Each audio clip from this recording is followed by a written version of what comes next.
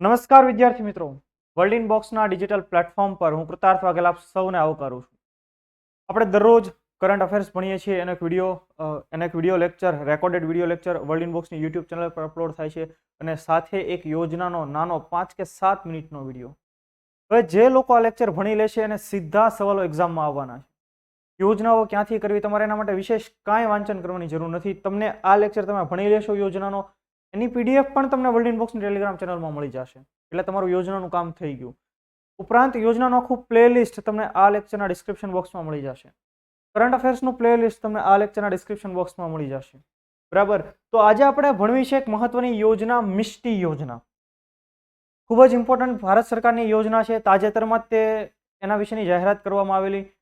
આ યોજના તમે અહીંયા ફોટો જોવો તો ખ્યાલ આવે કે અહીંયા લખેલું છે મેંગ્રુવ ફોરેસ્ટ, એટલે કે મેંગ્રુવના જંગલો સંબંધિત કંઈક આ યોજના હોવી જોઈએ. તો આપણે વધારે સમય ન લેતા શરૂ કરીએ મિષ્ટી યોજના. તો સૌ પ્રથમ આપણે સમજીએ કે મિષ્ટી શબ્દનો અર્થ શું થાય. તો બંગાળી ભાષામાં મિષ્ટી શબ્દનો અર્થ થાય ગળ્યું અથવા તો ગળપણ. જેમ કે આપણને મીઠાઈ વગેરે પસંદ હોય, ગળી મીઠાઈ, બરાબર. તો મિષ્ટી શબ્દનો અર્થ થાય ગળપણ. હવે આ યોજના શાની સાથે સંબંધિત છે? તો કે આ યોજના મેંગ્રુવના જંગલો બચાવવા સાથે સંબંધિત છે, એનું સંરક્ષણ કરવા સાથે સંબંધિત છે. તો તમને તરત પ્રશ્ન થાય કે આ મેંગ્રુવ જંગલો ક્યાં આવેલા હોય? તો તમે જુઓ, આપણું આ પશ્ચિમ બંગાળનું રાજ્ય, આપણું આ ગુજરાત, અને આ છે આપણા દરિયા કિનારાના રાજ્યો. તમને દરેક લોકોને ખ્યાલ છે કે ભારતને ઘણો મોટો દરિયા કિનારો મળેલો છે. અંદાજિત 7,500 કિલોમીટરથી પણ થોડોક વધારે દરિયા કિનારો આપણને ભારતને મળેલો છે. જેમાં સૌથી વધુ દરિયા કિનારો કયા રાજ્યને મળેલો છે? તો કે તમારા મારા પ્યારા ગુજરાતને મળેલો છે. તો ગુજરાતને 1600 કિલોમીટરનો દરિયા કિનારો. તો આ દરિયા કિનારે આપણને ખ્યાલ, દરિયાનું પાણી ખારું હોવાનું. તો આ જે દરિયા કિનારો છે, જ્યાં કોઈક નદીઓ મળતી હશે, ત્યાં ખારું પાણી પણ મળતું હશે, એવા સ્થળો પર જે જંગલો જોવા મળે એને ખાસ આપણે મેંગ્રુવ જંગલો કહેતા હોઈએ છીએ. એને ભરતીના જંગલો પણ તરીકે પણ ઓળખવામાં આવે છે. અને યાદ રાખજો, એન્વાયરમેન્ટલ ઇકોસિસ્ટમના ભાગરૂપે આ જંગલો ખૂબ ઇમ્પોર્ટન્ટ હોય છે અને એનું સંરક્ષણ કરવું પણ ખૂબ જરૂરી છે. જો આ ઇકોસિસ્ટમ નાશ પામે તો ઘણી બધી નુકસાની થાય એન્વાયરમેન્ટ. અને એટલે મેંગ્રુવના જંગલોને બચાવવા માટે થઈને ખાસ ભારત સરકારે એક યોજના લોન્ચ કરી, મિષ્ટી યોજના.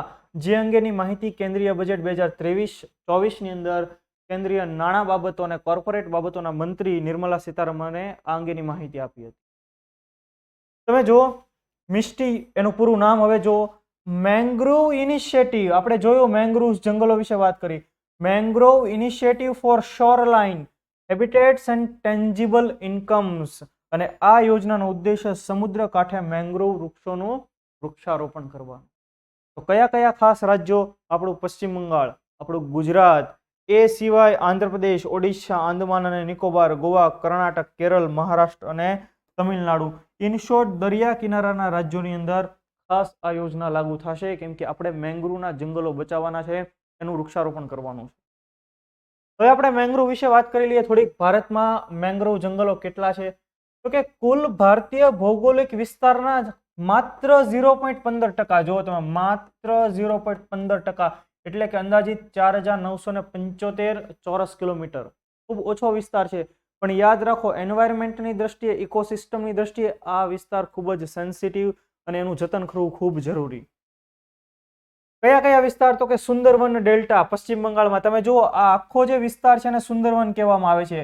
બાંગ્લાદેશ અને પશ્ચિમ બંગાળ, બાંગ્લાદેશમાં વધારે રહેલો છે સુંદરવન ડેલ્ટા, જ્યારે આપણા પશ્ચિમ બંગાળ રાજ્યમાં પણ સુંદરવન રહેલું છે. તો એ પશ્ચિમ બંગાળ. પછી કચ્છ અને સૌરાષ્ટ્રનો દરિયાકાંઠો, કાવેરી, કૃષ્ણા, ગોદાવરી મહાનદીના ડેલ્ટાઓ. તો આ બધા જે ખાસ છે એ પણ મેંગ્રુવ જંગલો છે. તો એના સંરક્ષણનું ખાસ આ યોજનામાં ઉદ્દેશ્ય છે. ગુજરાતમાં મેંગ્રોવને ચેરના વૃક્ષો તરીકે પણ ઓળખવામાં આવે છે. આ સ્ટેટિક ડેટા છે આપણા માટે, પરીક્ષામાં પૂછાય. સુંદરવનમાં તેને સુંદરી અથવા તો હેરિટીએરા માઇનર તરીકે પણ ઓળખવામાં આવે છે. આપણે જોયું એમ કે કયા રાજ્યોની અંદર મેંગ્રોવના વૃક્ષો વધારે છે, મેંગ્રોવના જંગલો વધારે છે. તો એમાં સૌથી પહેલા પશ્ચિમ બંગાળ છે. જો ભારતની અંદર ટોટલ જેટલા પણ મેંગ્રોવ વૃક્ષો છે એના 42.25% જેટલો વિસ્તાર ક્યાં આવેલો છે? તો કે પશ્ચિમ બંગાળમાં આવેલો છે. ત્યાર પછી બીજા ક્રમે છે તમારું મારું પ્યારું ગુજરાત, 1175 ચોરસ કિલોમીટર. ત્યાર પછી આંદમાન અને નિકોબાર, 616 ચોરસ કિલોમીટર. તો પશ્ચિમ બંગાળ, અહીંયા જુઓ પશ્ચિમ બંગાળ, ગુજરાત, પશ્ચિમ બંગાળ પહેલા ક્રમે, ગુજરાત બીજા ક્રમે અને ત્રીજા ક્રમે છે આંદમાન અને નિકોબાર. તેમાં તો કે મેંગ્રોવના જંગલો ધરાવતા ક્ષેત્રોની અંદર.